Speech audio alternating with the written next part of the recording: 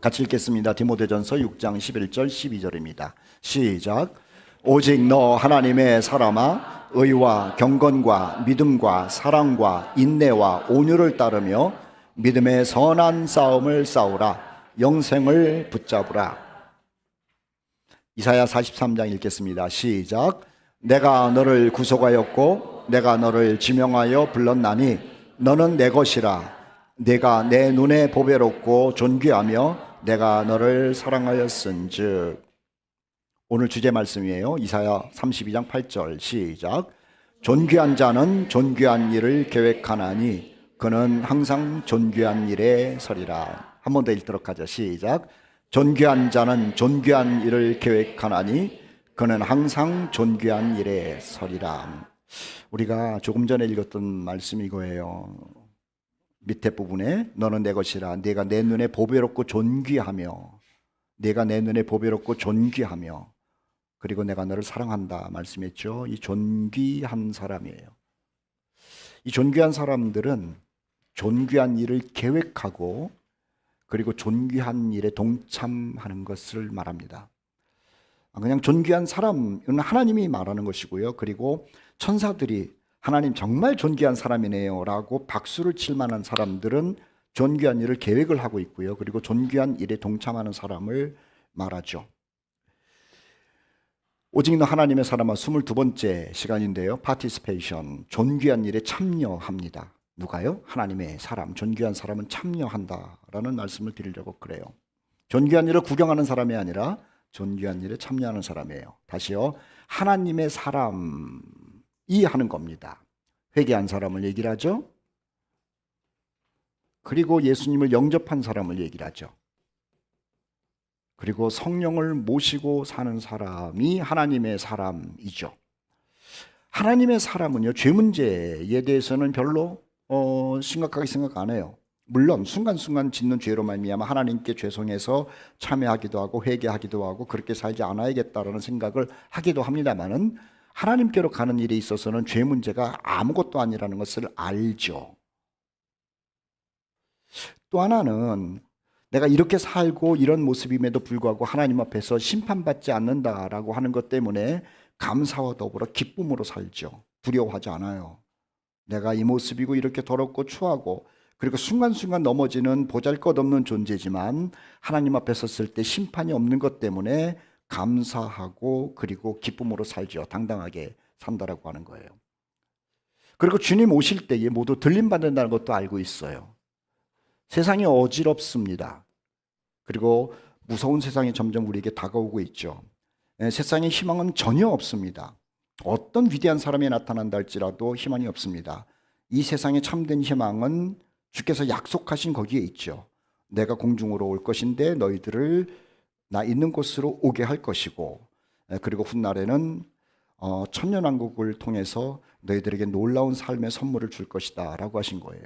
거기에 희망이 있는 거죠. 우리는 그래서 하나님의 사람들은 들림받은 것을 꿈꾸고 있고요. 그리고 주님과 더불어서 천년 동안 살 날을 또 상상하면서 살고 있고요. 하나 더, 그때가 끝나고 나면은 새 예루살렘 속에서 살 것을 우리는 바라보는 사람들이라고 하는 거예요. 우리는 굉장히 놀라운 사람이죠. 그래서 하나님께서 우리를 항상 존귀하다고 말씀하시고요. 그 존귀한 사람으로서의 가치를 계속해서 유지하기 위하여 존귀한 일에 참여하는 사람들을 하나님의 사람이라고 이야기를 하는 겁니다. 하나님의 사람은 복음에 참여한 사람을 얘기를 해요. 복음이라고 하는 것은요, 예수 그리스도를 구주로 영접해서 그리고 그분을 믿음으로 인하여 하나님의 백성으로 사는 사람들을 복음에 참여한 사람이라고 얘기를 하는 거예요. 너희가 첫날부터 이제까지 복음을 위한 일에 참여하고 있기 때문이다. 어려운 일이 아니에요. 복음을 위한 일에 참여한다는 것은 오직 예수 그리스도로 말미암아 구원을 받는다라고 하는 그 진리에 참여한 사람을 복음을 위한 일에 참여하는 사람이라고 이야기를 하는 거죠. 자, 이 복음을 위한 일, 믿음으로 구원받는다는 거기에 참여한 사람들은 신구약을 통틀어서 아브라함의 자손이라고 얘기를 해요.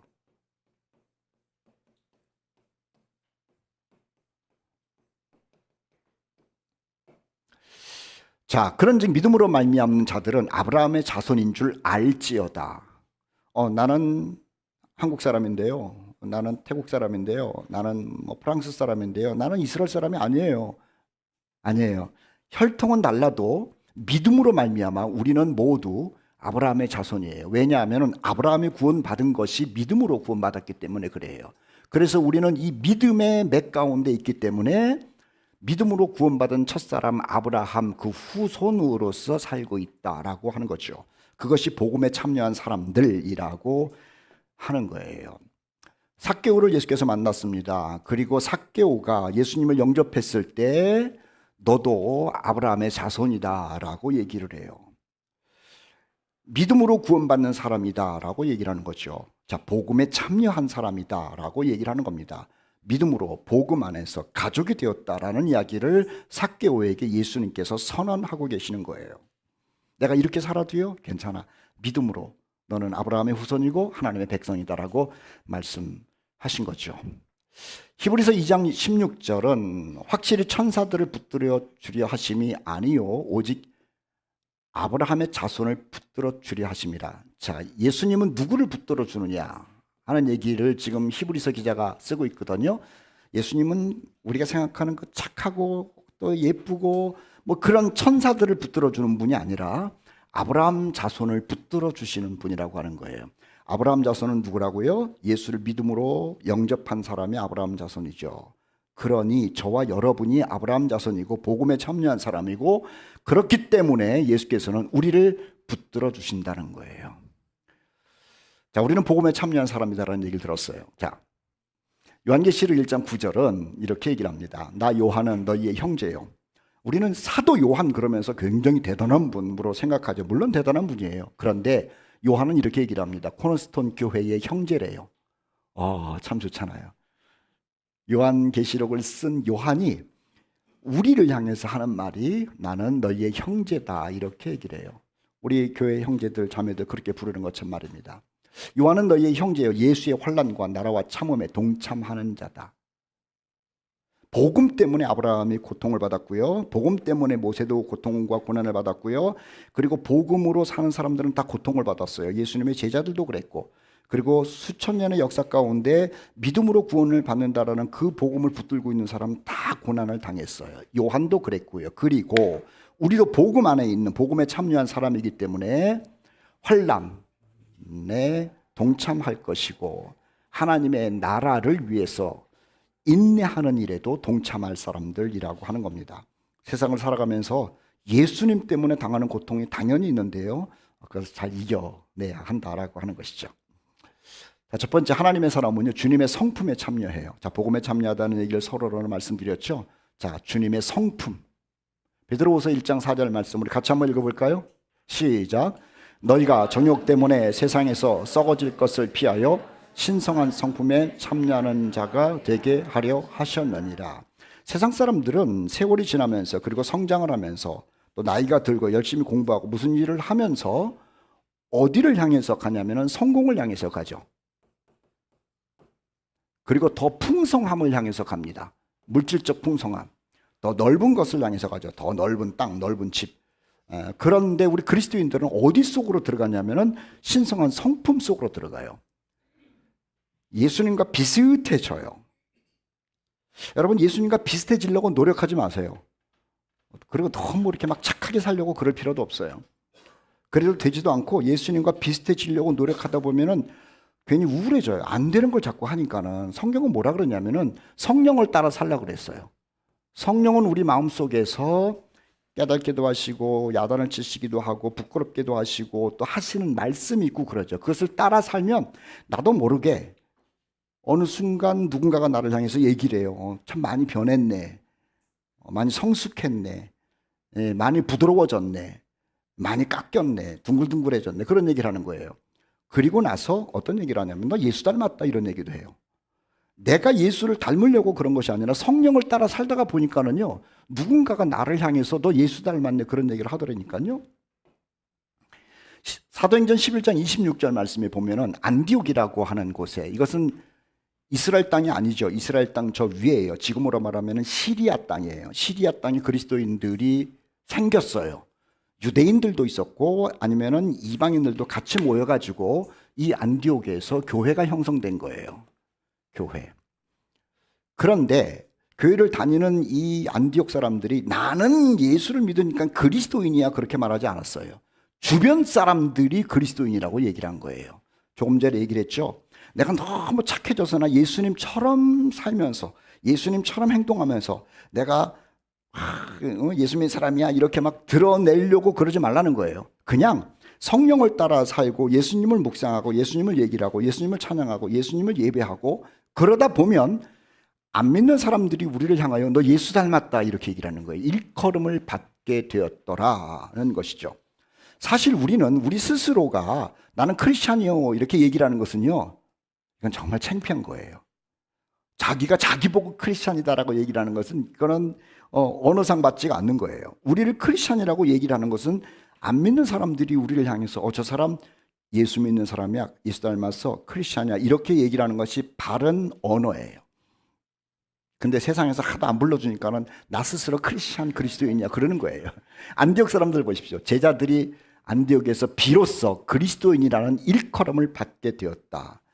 주님을 따르고 성령을 따르다 보니까는요, 주님의 성품에 지금 참여한 사람으로 사람들이 불러주고 있다라고 하는 것이죠. 두 번째는 하나님의 사람은 존귀한 일에 참여합니다. 오늘 큰 주제의 말씀인데요, 이 말씀을 좀 강조해서 드리려고 그래요. 자, 이사야 32장 8절 말씀 다시 한번 읽어보도록 합시다. 시작. 존귀한 자는 존귀한 일을 계획하나니 그는 항상 존귀한 일에 서리라. 자, 여기 참 중요한 게 있어요. 하나님께서는요, 예수 믿고 구원받아 하나님을 섬기는 우리를 다 존귀한 자라고 불러줘요. 그건 하나님이 우리를 불러주는 거예요.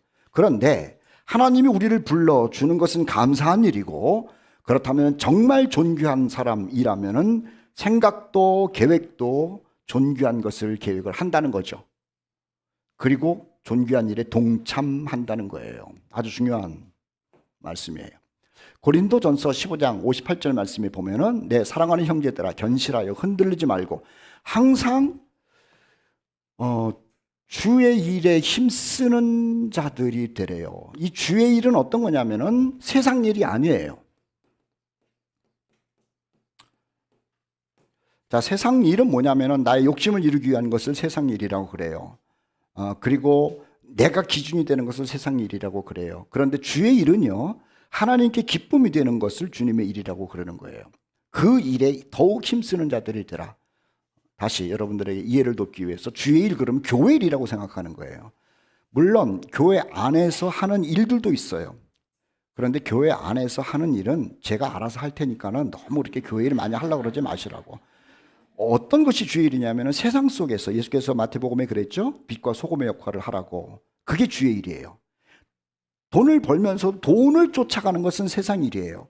돈을 벌고 직장을 다니고 공부를 하면서도 하나님의 영광을 위해서 이 일을 하고 있다라고 한다면 그것은 주의 일이에요. 그래서 항상 주의 일에 더욱 힘쓰는 자들이더라. 이는 너희 수고가 주 안에서 헛되지 않은 줄 알미라. 우리가 그런 주님의 일을 하고 나면은 헛되지 않은 게 뭔 줄 아세요? 아까 얘기를 했죠. 그 사람 그리스도인이야라는 말을 듣는다는 거예요. 그리고 우리의 착한 일, 주의 일을 통해서 하나님께 사람들이 야, 기독교 괜찮은데? 저 사람이 믿는 하나님 참 괜찮은 하나님인데? 라고 하면서 하나님께 영광을 돌리게 된다라고 하는 거죠. 자, 고린도후서 8장 4절 말씀에 보면은 이 은혜와 성도 섬기는 일에 참여하는 겁니다. 이게 왜 중요한지 아세요? 우리는 모두 예수님을 사랑한다고 그래요. 그리고 예수님을 섬긴다고 얘기를 하죠. 어떻게 여러분들이 하나님을 섬기고 예수님을 섬겨요? 예수님을 섬기기 위해서 성지순례 가는 사람이 있어요. 안 가도 돼요. 성지순례. 네. 가가지고 선물만 사오고 사진만 찍고 오고 그래요. 만약에 예수님이 부활하지 않고 무덤이 있었다면요, 예수님을 사랑하는 표현을 할 수 있을 것 같아요. 그리고 섬기는 표현도 할 수 있을 것 같아요. 왜냐하면은 예수님이 있는 그 무덤에 가서 꽃이라도 두면 되잖아요. 1년에 한 번씩. 아니면은 예수님의 무덤에 잔디가 막 자랐으면 잔디라도 깎아주면 예수님 사랑하는 표현이 되기도 하고, 예수님의 무덤이 무너질 것 같으면 돌이라도 갖다 놔가지고 세워놓으면 예수님을 섬기는 것 같잖아요. 그런데 예수님의 무덤이 없어요. 안타깝게도.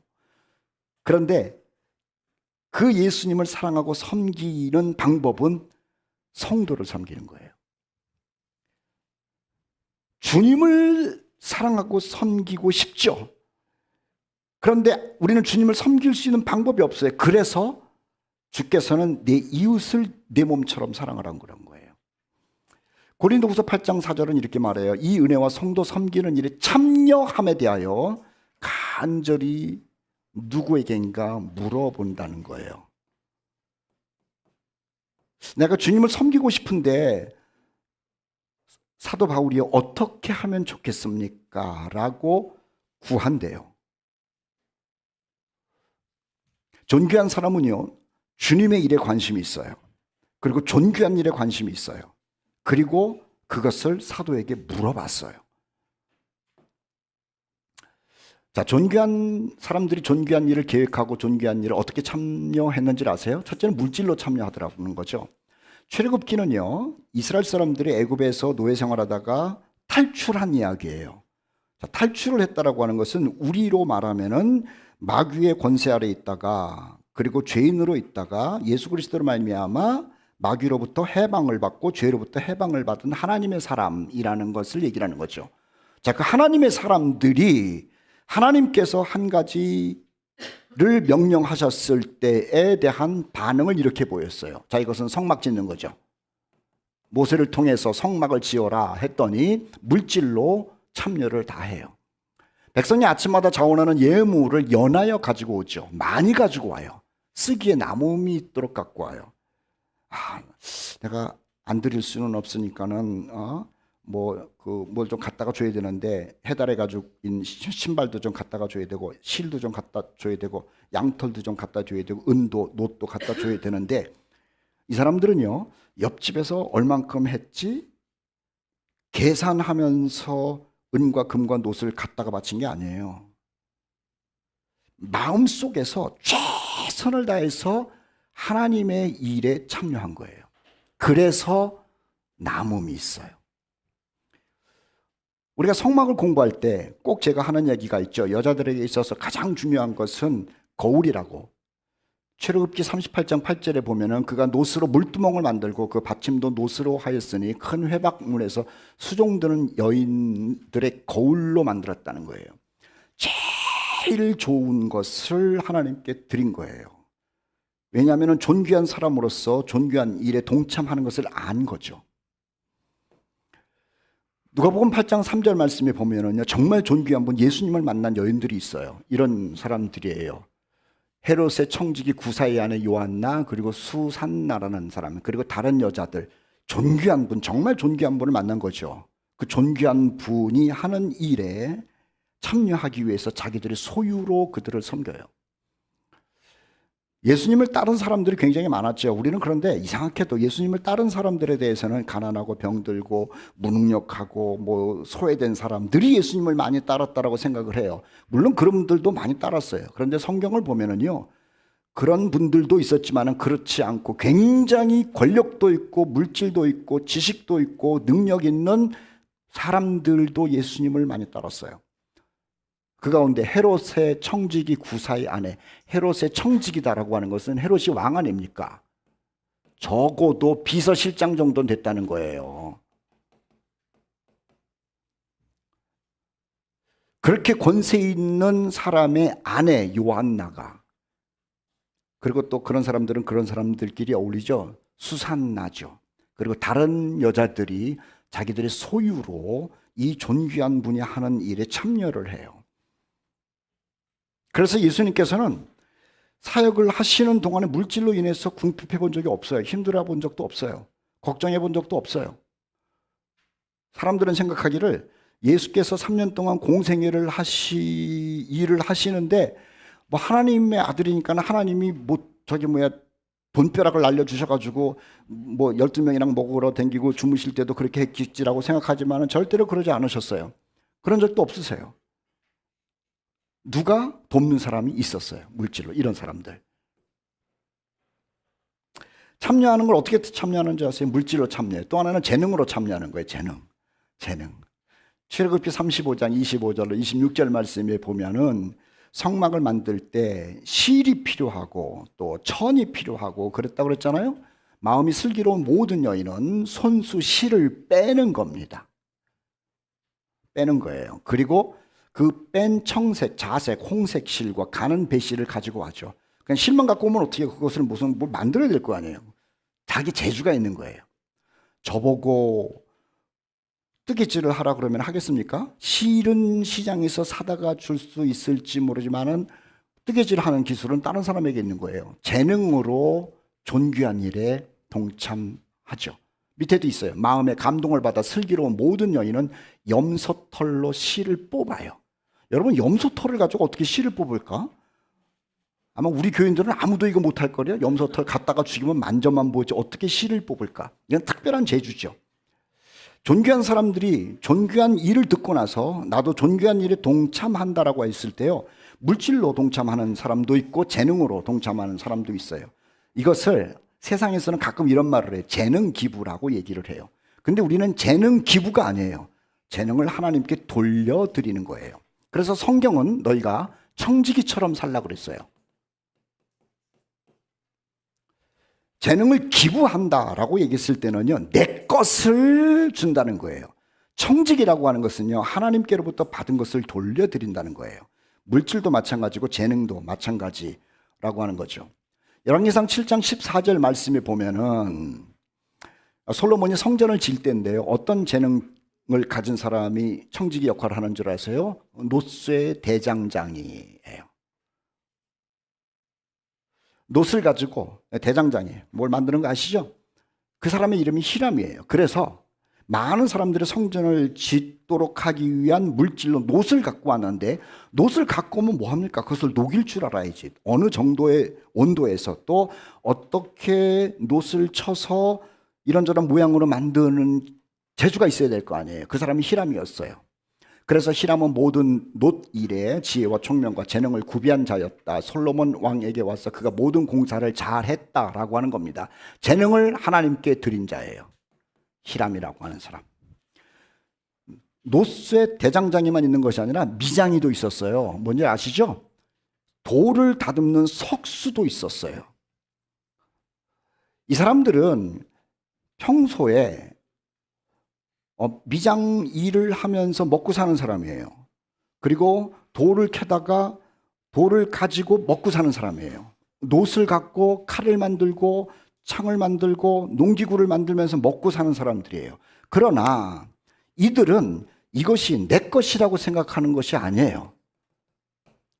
내 능력, 나만이 갖고 있는 것, 이것은 가치 있어서 나의 재능을 쌓아야 되는 것이지 라고 생각한 사람들이 아니에요. 하나님으로부터 받았다고 생각하는 거예요. 그래서 아까 말했잖아요. 청지기적 생각을 가지고 산 사람이라는 거죠. 그래서 존귀한 계획을 들었을 때, 존귀한 일에 참여하자고 했을 때 대장장이도 미장이도 석수도, 그리고 아까 말했 것처럼 실을 가지고 뭘 만드는 그런 사람들도 다 하나님께 내 재능을 드려요. 그래서 하나님께 영광을 돌린다라고 하는 것이죠. 다 존귀한 사람들이에요. 예배 드릴 때도 말입니다. 헤만과 아삽과 예단은 놋 재금을 잘 쳤대요. 신발질 잘 쳤대요. 그래서 그 찬양이 하나님께 더 영광됐대요. 역대하 34장 12절 말씀에 보면은 그 사람들이 성실하게 그 일을 하는데 악기에 익숙한 레위 사람들이 있었다라고 하는 거예요. 이 사람들도 이것은 나만이 가지고 있는 거야 라고 하는 것이 아니라 하나님께로 받았기 때문에 하나님을 찬양하는 일에 놋재금을 치는 일, 그 다음에 악기를 연주하는 일, 심지어는 찬양하는 일들까지도 하나님께 다 드렸다라고 하는 것이죠. 그래서 하나님이 기뻐하시는 거예요. 그리고 이들을 역시 존귀한 사람답게 존귀한 일에 참여하고 있구나라고 하면서 박수치고 있는 것이죠. 바울이 복음을 전할 때입니다. 이 의사라고 하는 사람이 있었죠. 누가가 의사였어요.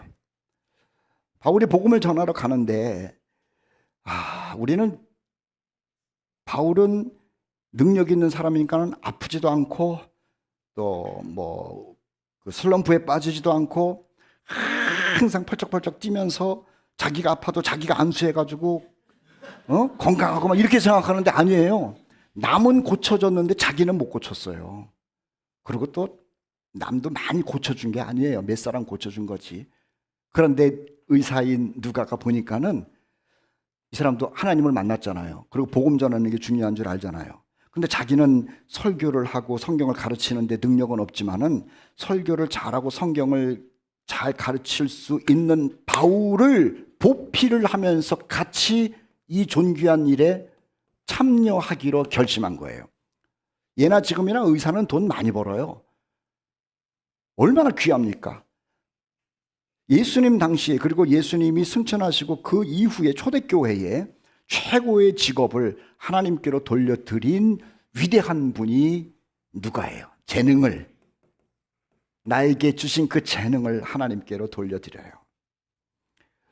오래전에 제가 아는 의사가 한 분이 계셨어요. 아주 그냥 뭐 열심히 살고 그래요. 제가 물어봤어요. 당신은 왜 의사가 됐습니까? 라고 물어보니까는 굉장히 폼을 잡고 얘기를 하는 거예요. 나는 선교사가 되기 위해서 의과대학을 갔습니다. 그러더라고요. 그래서 그러면은 지금 의사 이 직업을 그만두고 당장 선교사로 떠나세요. 그랬어요. 왜냐하면 더 늙으면은 손 떨면서 치료를 못 하잖아. 그리고 눈도 안 보여가지고 치료하면 안 되잖아. 젊었을 때 당신이 의대를 가는 이유가 선교사가 되기 위함이었다고 나한테 얘기를 한다면 지금 가라고. 근데 그다음부터 나를 싫어해요. 하나님의 일을 가지고 자기의 품격이나 인격이나 또는 신앙에 어떤 도움을 받으려고 한다면 큰일 나는 거예요. 누가는 안 그랬어요. 나에게 의사라고 하는 달란트가 있다고요? 그러면 존귀한 일에 참여한 거예요. 재능. 얼마나 귀합니까? 사도행전 18장 24절 27절 말씀에 보면은요, 알렉산드리아에 사는 아볼로라고 하는 사람이 있어요. 이 사람은 굉장한 지식인이에요. 철학자이기도 하고 말을 잘하기도 하고 그리고 머리가 굉장히 좋아요. 오죽했으면 성경에서 언변이 좋고 성경에 능통한 자라고 했겠습니까? 그런데 그가 알렉산드리아, 그 당시에 최고의 도서관이 있고 최고의 학자들이 모인 곳이죠. 지식인들이 모여서 공부하는 곳이에요. 그곳을 떠납니다. 떠나요. 어디로? 에베소로. 뭐 때문에? 복음 때문에 가는 거예요. 자기에게 있는 하나님으로부터 받은 이 말 잘하는 능력, 그 다음에 지식, 성경도 잘하는 것 가지고 먹고 사는 것이 아니라 하나님의 복음을 위해서 필요하다 그러면 돌려드리는 거예요. 그래서 에베소에 이르니 이 사람은 언변이 좋고 성경에 능통한 자라. 그가 아가야 지방에 가매 은혜로 말미암아 믿은 자들에게 많은 유익을 주는 거예요. 아볼레라고 하는 사람이 그냥 알렉산드리아에서 최고의 학자였다면요, 우리는 전혀 몰라요. 그런데 그것을 내려놓고 하나님이 나에게 주신 이 가르치는 은사를 다시 돌려드릴 때, 주님 나라 갈 때까지 이 아볼레라고 하는 사람은요, 존귀한 사람으로 우리에게 남아있는 거죠. 아까 누가 의사도 마찬가지고요. 고린도전서 3장 16절 말씀에 보면 바울이 이렇게 얘기합니다. 나는 복음을 전한다. 십자가 복음을 전하는 거예요. 단순해요. 믿음으로 구원받는다. 그런데 아볼로는 아니에요. 믿음으로 구원받은 사람에게 성경을 차근차근 가르쳐요. 많은 사람들이 교회를 와가지고 하나님이 창조주요, 그리고 하나님께서 죄인인 인간을 위하여 예수 그리스도를 십자가에다가 못 박아 죽이셨다. 그것을 믿으면 구원받습니다. 라는 얘기 다 들어요. 다 들어요. 그것이 바울이 한 얘기예요. 그런데 그걸 듣고 나서 바울은 떠났어요. 그런데 구원받은 다음에 사람들 마음속에 무슨 생각이 드는 줄 아세요? 그 예수님을 더 알고 싶은 거예요. 성령도 알고 싶은 거예요. 그리고 성경도 알고 싶은 거예요. 그리고 하나님께서 계획한 그 미래가 무엇인지도 알고 싶은 거예요. 바울은 그것을 상세히 가르치질 않았는데 아볼로는 은사가 있잖아요. 그래서 바울이 말한 겁니다. 나는 심었다. 그런데 아볼로는 내가 할 수 없는 일을 책임지고 했다라고 칭찬을 하고 있는 것이죠. 재능을 하나님께 드린 사람들 얘기를 하고 있는 거예요. 자, 존귀한 일에 참여하는 것 어떻게 한다고요? 어떤 사람은 물질을 드려요. 어떤 사람은 하나님으로부터 받은 재능을 하나님께로 다시 드리면서 이 일에 참여하고 있다라고 하는 것이죠. 동참함으로 참여합니다. 같은 얘기입니다만 조금 다르기 때문에 제가 제목을 썼어요. 빌립보서 4장 15절 말씀에 바울이 빌립보 사람들에게 편지를 쓰면서 고마운 내용을 쓴 겁니다. 빌립보 사람들아, 너희도 알거니와 복음의 시초에 내가 마게도냐를 떠날 때 주고받는 내 일에 참여한 교회가 너희 외에 아무도 없었대. 그러니까 이 빌립보 교회는 작은 교회인데요, 바울이 복음을 전하고 또 어려운 일이 있고 또 존귀한 일을 하자고 했을 때 다른 교회들은 시큰둥 했나 봐요. 뭐 우리도 지금 힘든데 또 뭐 그런데 이 빌립보 교회는 그게 아니에요. 참여했대요. 그래서 바울이 고마워가지고 칭찬을 해요. 칭찬을 해요. 저는요, 항상 마음속에 이렇게 끌어오르는 게 있어요. 하나는 뭐냐면은 성경을 공부하고 싶어서 끌어올라요. 그리고 성경을 공부한 것에 대해서 깨달으면은요, 우리 코너스톤 형제들 얼굴이 다 보여요. 이거 빨리 가르쳐 주고 싶어가지고. 왜냐하면 왜 빨리인 줄 아세요? 시간이 지나면 잊어먹을까봐. 그래서 이 성경 공부 좀 더 빨리 하자고 그럴 걸. 그 마음이 정말 막 끌어올라요. 끌어올라. 잠도 안 와요. 제 마음은 그래요. 또 하나는 뭐냐면은 힘든 목사님들을 위로하고 싶고 섬기고 싶은 마음이 제 마음에는 참 많아요. 영어 책에 운디드 힐러라는 게 있어요. 상처받은 치유자라는 게 있어요. 저는 인생을 살면서 목회길을 걸어가면서 상처를 참 많이 받은 사람이에요. 감추고 있을 뿐이죠. 그리고 누르고 있을 뿐이에요. 그 상처를 생각하면은 많이 아플 때도 있고 잠을 자지 못할 때도 있고 그래요. 물론 제가 실수를 해서 그럴 때도 있지만 안 그럴 때도 굉장히 많아요. 세상 사람들 이상하지 않습니까? 그런데 제가 미국에서 사역하면서 기도하는 중에 하나님께서 그런 마음을 주신 거예요. 성경을 공부하고 성경을 가르치는 일 말고 또 우리 일반 사람들도 많은 아픔이 있고 상처가 있긴 하지만은 목회자들이 많이 상처를 받고 있다는 것을 저에게 알려주시는 거예요. 하나님이 이런 말씀을 저에게 주셨어요. 너만 힘든 게 아니라 수많은 목사들이 힘들고 사모님들이 힘들다라는 생각을 주신 거예요. 그래서 그때 제가 젊었을 때인데 하나님 그러면은 내가 나이 들어가지고 나같이 상처받고 힘든 목사님 사모님들을 좀 돕고 위로하고 그랬으면 좋겠습니다. 그렇게 하겠습니다라는 기도를 어렴풋이 한 것 같아요. 그리고 그 마음이 계속해서 끌어올라요. 끌어올라. 그리고 제가 그 일을 했어요. 우리 형제들은 잘 알고 있죠? 했어요. 힘들어도 했어요. 하면서 많은 목사님들 부부가 치유되기도 하고 또 회복되기도 하고 또 나 자신도 회복되기도 하고 이 사명을 감당하니까요. 그랬어요.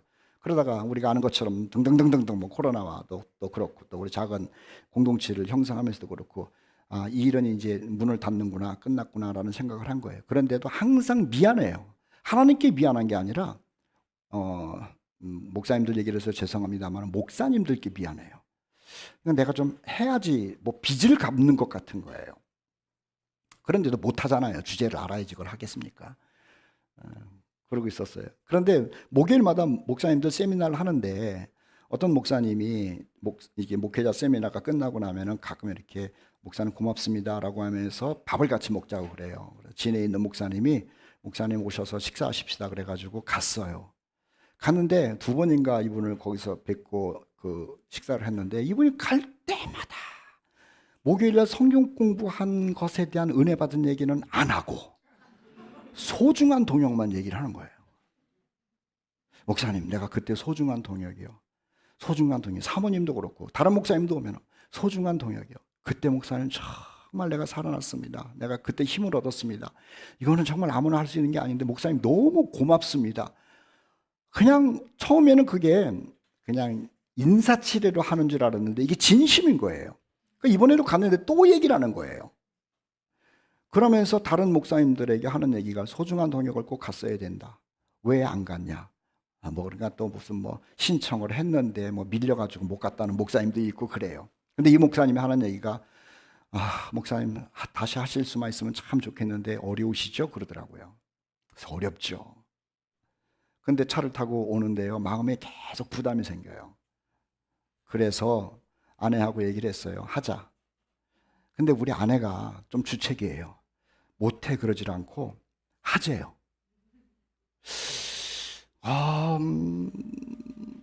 힘들었어요. 그러고 나서 우리 옥성환 형제님한테 제가 한번 슬쩍 얘기를 해봤어요. 그 소중한 동역 하면 어떻겠습니까? 그랬더구만 원래 우리 옥성환 형제님은 표정이 없잖아요. 합시다 그러는 거야. 제가 감동을 받았어요. 감동을 받았어요. 그러고 나서 그 진해 목사님께 전화를 드렸어요. 목사님, 내가 해볼 테니까는 뭐 소중한 동역 참석할 분 있으면은 미리 기도하시고 추천 준비해 주세요. 그러니까는 알겠습니다. 그러더구만 목사님 답사도 가셔야 되잖아요. 갔다 와야죠. 스타렉스 빌려드릴 테니까는 그 차 타고 갔다 오세요. 그러더라고. 아무도 안 놀래. 제가 너무 놀란 거예요. 거기 가려고 그러면 답사 가는 사람들은 승용차 하나 갖고 안 되거든요. 그래서 목사님 고맙습니다 그랬죠. 그러고 나서 이제 기도하면서 하나님 해보겠습니다. 하나님 사람도 붙여주시고 물질도 주시고 또 동참할 수 있는 사람도 허락해 주세요. 라고 이제 거기에 이제 다시 열정이 막 불붙기 시작하는 거야. 이번 주에 무슨 일이 있었냐면은 제 고등학교 친구들 모임이 있었어요. 서울에서. 별로 안 놀래네. 이 나이가 돼도 고등학교 친구들을 만나요. 만나요. 그래서 차를 타고 갔어요. 근데 가면서 고등학교 친구들 만나야 뭐 옛날 얘기 나오고 쌈이 나오고 뭐 그럴 것 같은데 집사람이랑 일부러 같이 올라가가지고 제가 수원을 들렸어요. 그래서 어떤 분을 만나가지고 또 이 얘기를 해야 될 것 아닙니까? 이분이 막 얘기를 하더니 그게 뭐냐? 이거 우리도 알지만 그거는 가보지 않으면 설명으로 불가능한 거예요. 그래서 막 해서 설명을 했는데 이분이 말하기를 저기 섬김이가 한 20명 필요하다 그러는데 목사님 우리도 가겠습니다. 그래서 2사람 섬김이 확보. 별로 안 놀래 왜? 그러고 나서 고맙다 그러고 어디를 갔냐면은 목공하는 분을 제가 알고 있어가지고 그 목공하는 분한테 찾아갔어요. 찾아가가지고 제가 10월 달에 목사님들 모시고 한 20가정 모시고 소중한 동역이라는 것을 하려고 그러는데 그때 선물 드리는 것 중에서 십자가가 하나 있으면 좋겠다. 그런데 십자가를 만들어 줄 수 있겠느냐? 20개. 공짜로 해달라 그러면은 안 되니까 재료비를 제가 드릴 테니까는 하나 예술 작품으로 만들어 주세요. 그러니까 이분이 가만히 있더니 그냥 공짜로 해드릴게요. 걱정하지 마세요. 20개를 갖다 이분이 그냥 해준대요. 그 목공소를 갔는데요. 무지무지 가난해요. 앉기가 민망할 정도로 때가 꼬작꼬작한 그 목공소. 그런데 이분이 소중한 동역에 대해서 알지도 못하는데 20개 십자가 목사님과 사모님을 위해서 만들어준대요. 마음에 감동이 오는 거예요. 야, 이거 진짜 하나님이 하시는 건가? 내 기분이 아니고 하나님이 하시는 일이면 좋겠다. 그러고 나서 고등학교 친구들 만나가지고 또 수다를 떨고 그리고 또 이제 내려와야 되잖아요. 그래서 차를 몰고 내려오는데 전화가 왔어요. 어떤 분이 전화가 와가지고 하는 얘기가 목사님 그 소중한 동요 돈 많이 필요하다며요. 돈 많이 필요하다고. 제가 다 됐으면 좋겠는데 그럴 돈은 없고요. 제가 좀 미리 헌금을 할게요. 한 100만 원 정도면 좋겠다. 얼마나 좋아? 100만 원이 큰 돈이잖아. 한 가정을 섬기는데 계산해 보니까 120만 원 정도 되는 것 같아.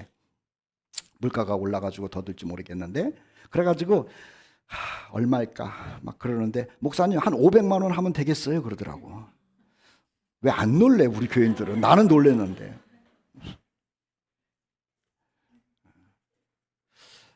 제가 그래서 이번 주에 잠을 잘 못 잤어. 하나님께서 일하고 싶으신가 보다. 존귀한 일을 하나 만들어 가시는가 보다. 그러고 나서 교회를 와가지고 또 기도하면서 생각하면서 막 머릿속에서 막 생각하는데 아까 진해 목사님 다시 전화가 왔어. 전화가 와가지고 이분이 나보다 더 흥분이 된 것 같아. 뭐라 그러냐면은 목사님 제가 한번 참석해 봤는데 거기 뭐 대형 버스도 필요하대요 그러더라고. 그래서 대형 버스를 하나 빌려줄래나 생각을 했는데 그게 아니라 대형 버스 있는 교회를 알아보고 있대. 그러고 나서 불이 났게 이제 목사님들한테 추천을 하라 그러니까 어저께까지 10가정이 동참하겠다고 그렇게 연락이 왔어요. 사람들은요, 교회의 숫자가 많으면은 거기에서 어떤 일을 할 수 있다고 생각해요. 사람들이 있으니까, 그리고 돈이 있으니까. 근데 작은 교회라고 그러면은요, 돈도 없고 사람도 없으니까 못한다고 생각해요. 근데 하나님은 돈으로 일하지 않아요. 하나님은요, 존귀한 사람을 통해서 일해요. 많이 경험했을 거예요.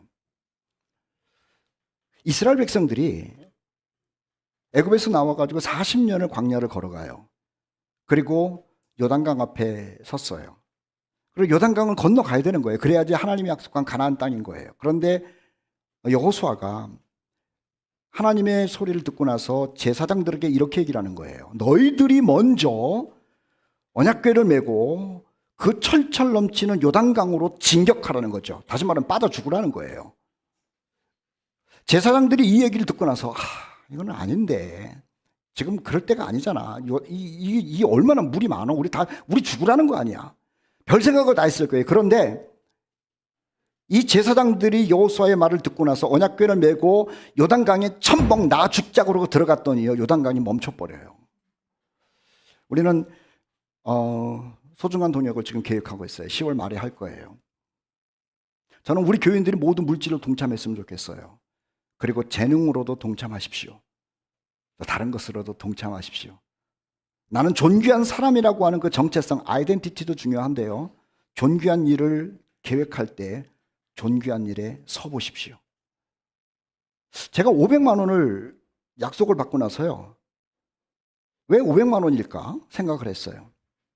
얼마 전에 참 어려운 형제 한 분이 저한테 연락은 한 건 아니고 늘 교제를 하다가 어려운 형제가 있어요. 굉장히 큰 병을 앓고 그래요. 근데 제 마음에 하나님, 이거 그냥 전화로 맨날 기도만 해주고 그럴 게 아니라 뭔가 좀 도와줘야겠다라는 마음이 자꾸 들어요. 여러분들도 제 형편 알잖아요. 그렇다고 찔끔찔끔 도와줄 수 있는 건 아니고 최선을 다해서 한번 돕자 그래가지고 제가 50만 원을 갖다가 붙여줬어요. 그러니까 이 친구가 보더니 5만 원인데 잘못 찍어가지고 보냈나 이 고민하는 것 같아. 50만 원을 보냈어요. 근데 그때는 사실 좀 아까웠는데 보내고 나니까 마음에 참 평안이 오더라고. 그런데 하나님이 10배로 채워주었어. 50만 원이 변하여 500만 원 됐네. 우리는요, 하나님께서 기뻐하시는 일이다라고 한다면은 망설일 필요가 없다는 생각을 드는 거예요. 하나님이요, 뭔가로든지 간에 우리에게 갚아주시더라고 하는 거죠. 빌립보 사람들에게 바울이 이렇게 얘기를 해요. 내 일에 참여한 교회가 너희 외에는 없다. 저는 무슨 일을 할 때 항상 사람을 생각합니다. 어디에서 누가 어떻게 돕겠지. 그런데요, 제가 하나님의 일을 해보니까 제가 계획하고 기대하고 바랬던 사람으로부터 온 것은 거의 없어요. 참 없어요. 이상해요.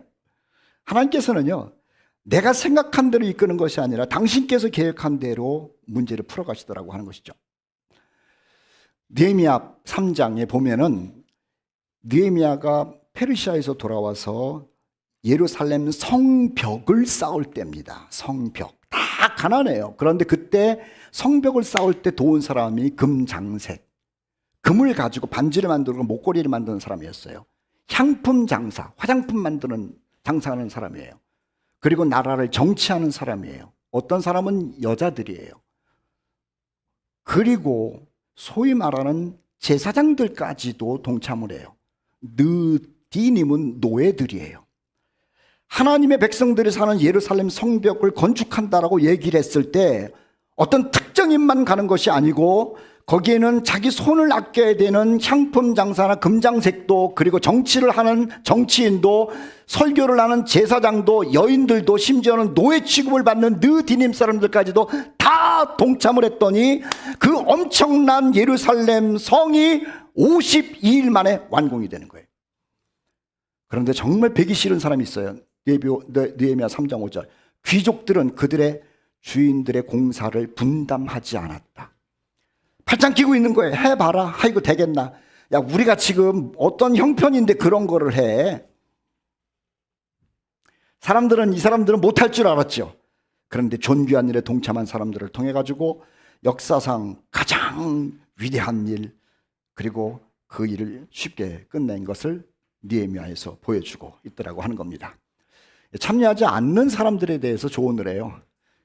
이것은 이스라엘 사람들이 페르시아에서 돌아와서 성전을 지을 때인데요, 핑계는 항상 하는 거예요. 핑계대는 사람 보십시오. 항상 핑계해요.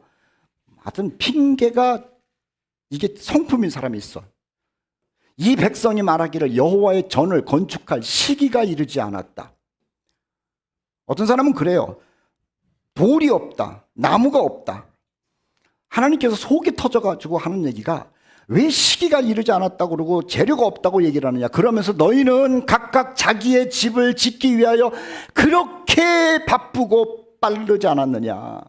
왜 하나님의 일을, 존귀한 일만 하자 그러면 때가 아니라 그러고, 돈이 없다 그러고, 몸이 아프다 그러고, 힘들다 그러고, 왜 너희 일에 대해서는 그렇게 바쁘면서 하나님의 일에 대해서는 인색하냐고 얘기를 하는 거예요. 스가랴 4장 6절 말씀 그들에게 얘기를 하는 겁니다. 니네들이 안 도와도 하나님의 일은 하나님의 영으로 된다는 거죠. 존귀한 사람은요, 하나님께서 계획하시는 존귀한 일을 알아요.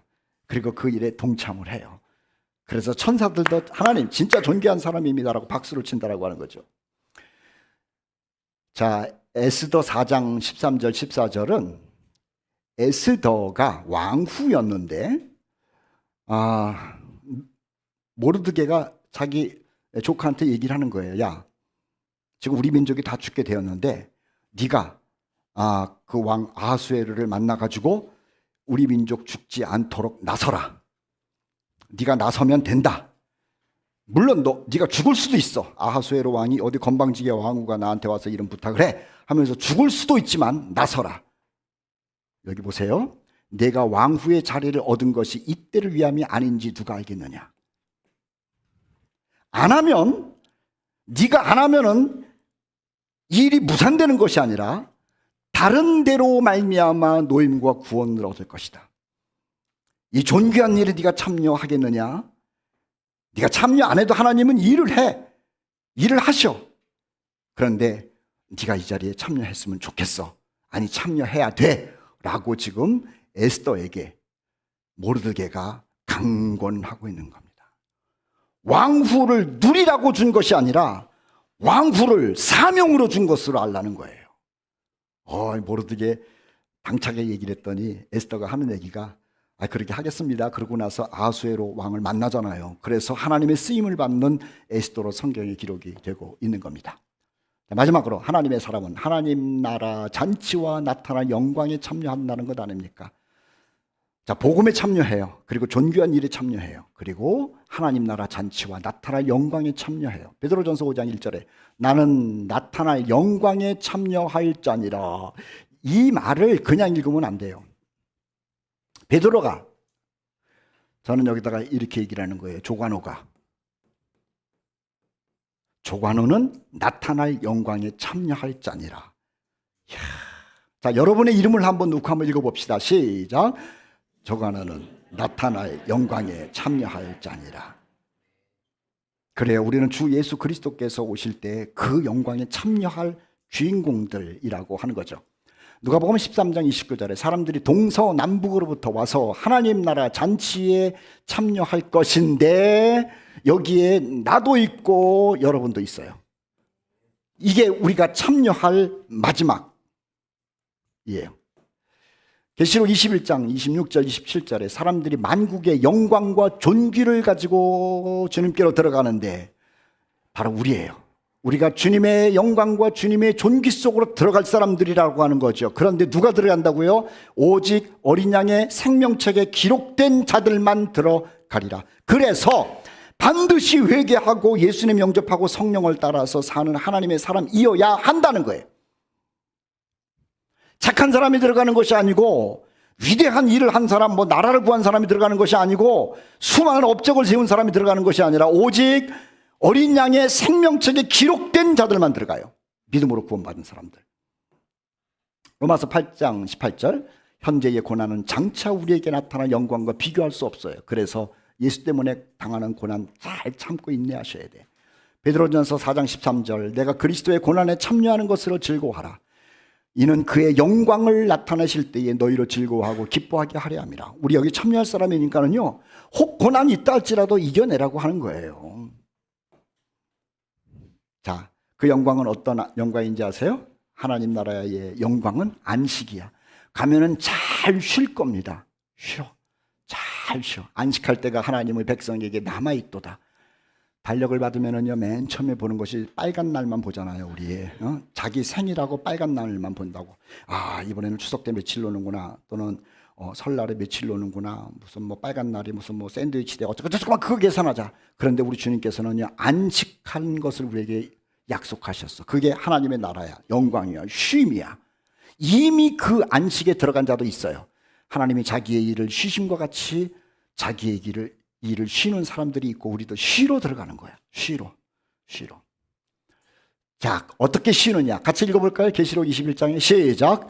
모든 눈물을 그 눈에서 닦아주시니 다시는 사망이 없고 애통하는 것이나 곡하는 것이나 아픈 것이 다시 있지 아니하리니 처음 것들이 다 지나갔습니다. 쉬러 가는 거예요. 또 하나 즐거움이 있어요. 주님께서 그렇게 말했잖아요. 내 주인의 즐거움에 참여할지어다. 조이풀 플레이스. 막 춤추고 기쁜 거야. 하나님의 나라는 먹는 것, 마시는 것, 이것을 넘어서는 겁니다. 성령 안에서 의와 평강과 희락, 정의가 있다는 거예요. 평강, 모두가 마음이 부드럽다는 거야. 희락, 그냥 기뻐. 안식 속에 의와 평강과 희락 속으로 우리가 참여할 사람들이라고 하는 거죠. 마지막으로 하나님과 함께 해요. 하나님과 함께. 우리가 항상 주와 함께 있을 것이다. 계시록 21장 3절에 보라, 하나님의 장막이 사람들과 함께 있다. 이건 뭐냐면 이웃집이 누구냐는 거예요. 여러분, 이웃집이 누구예요? 요즘 그냥 아파트 살면서 이웃집이 누군지 모르는 사람들 많아. 우리도 그래. 하나님의 장막, 우리 이웃에 하나님이 계셔. 하나님이 그들과 함께 계셔. 그들은 하나님의 백성이 되고 하나님은 친히 그들과 함께 계셔. 우리는 이 영광의 나라 속으로 들어갈 사람들이라고 하는 거죠. 그리스도인은 예수님의 핏값으로 산 보배롭고 존귀한 하나님의 소유입니다. 지난주에는요, 제가 여러분들에게 열정에 대해서 말씀드렸어요. 그리스도인들은요, 예수님 때문에 열정이 있어요. 그리고 오늘은 존귀한 일에 참여하는 사람들이 하나님의 사람이라는 말씀을 드렸어요. 제가 설교를 보통 한 6개월 전에 이렇게 다 준비를 해놓는데 이번에 소중한 동역이 끼어들면서 참 하나님께서 설교를 미리 그렇게 준비하게 하셨나. 여러분, 주님을 사랑하는 그 열정이 있으시다면 우리 존귀한 일에 한번 참여해 보십시다. 바라기는요, 1년에 한 번 있는 휴가 여름에 하지 마시고 그때 했으면 좋겠어요. 저희 집사람이 결혼하기 전에요, 얼마나 열심히 했는 줄 아세요? 은행을 다니니까 그때는 월, 화, 수, 목, 금, 토까지 일했어요. 휴가가 일주일이에요. 그런데 그 일주일을 어린이 여름 성경 학교를 위해서 완전히 헌납하더라고. 물론 투덜은 많이 됐어요. 1년에 있는 한 번의 휴가를, 그때는 토요일도 안 놀았다니까, 한 번의 휴가를 어린이 여름 성경 학교를 위해서 온전히 헌신을 하는 거예요. 우리가 할 일도 많고 하고 싶은 것도 많고 가족들과 해외도 가고 싶고 제주도 가서 놀아보고도 싶고 사진도 찍고 싶고 추억도 남기고 싶고 그래요. 그런데 소중한 동역 한번 참석해 보세요. 여러분들이 상상도 못한 그 은혜를 경험하게 될 겁니다. 제가 보장해요. 선한 능력 찬송합시다.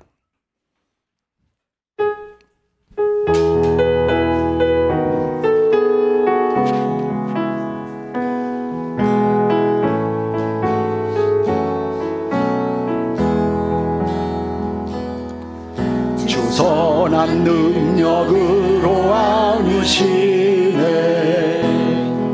그 크신 팔로 날 붙드시네. 절망 속에도 흔들리지 않고 사랑하는 주 얼굴 구하리. 선한 능력으로 일어서리. 주만 의지하리. 믿음으로 우리 고대 안에 주 오실 그날 영광의 새날을 맞이하리.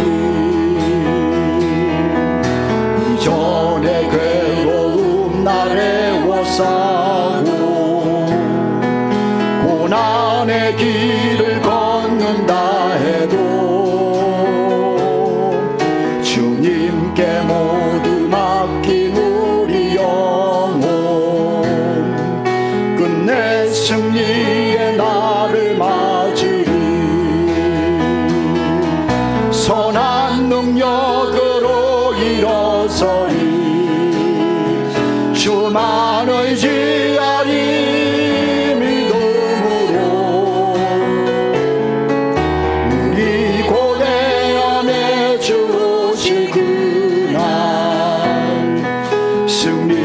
새날을 맞이하리. 주님이 마신 고난의